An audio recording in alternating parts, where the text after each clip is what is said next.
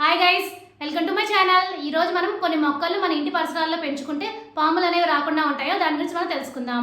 One small reminder, ఏ point లేని information మీకు valuable గా అనిపిస్తే నా ఛానల్ తప్పకుండా సబ్స్క్రైబ్ చేసుకోండి, అలానే లైక్ చేయండి. అప్పుడు ఎక్కువ మందికి ఇన్ఫర్మేషన్ అనేది రీచ్ అవుతుంది. మీ ఫ్రెండ్స్ అండ్ ఫ్యామిలీ షేర్ చేయండి, వాళ్ళు హెల్తీ ఇన్ఫర్మేషన్ తెలుసుకుంటారు.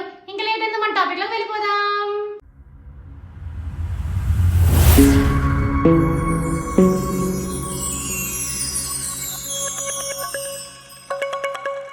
సాధారణంగా గ్రామీణ ప్రాంతాలు, పట్టణ శివారు, కాలువ పక్కన నివాసం ఉండేవారికి పాముల బెడద ఎక్కువగా ఉంటుంది.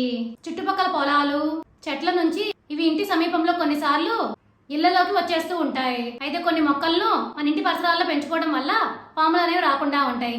ఆ మొక్కలు ఏంటి ఇప్పుడు మనం తెలుసుకుందాం. మన ఇంటి చుట్టుపక్కల రాకుండా ఉండాలంటే బంతిపూ మొక్క అనేది ఉపయోగపడుతుంది.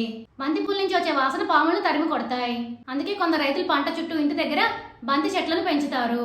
గోధుమ గడ్డిని ఇంటి చుట్టుపక్కల పెంచుకుంటే దాని నుంచి వచ్చే ఆమ్ల వాసన పాములను ఆ ప్రాంతానికి రాకుండా చేస్తాయి. తులసి మొక్కను పూజించడం వల్ల మనకి సకల సుఖాలు కలుగుతాయని విశ్వసిస్తాం.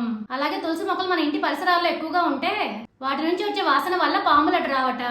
అలాగే ఇంటి చుట్టుపక్కల చెత్త అనేది లేకుండా చూసుకోవాలి. ఇంట్లోకి ఎలుకలు రావు, ఎలుకల వల్ల ఇంట్లోకి పాములు వచ్చే అవకాశం ఉంటుంది.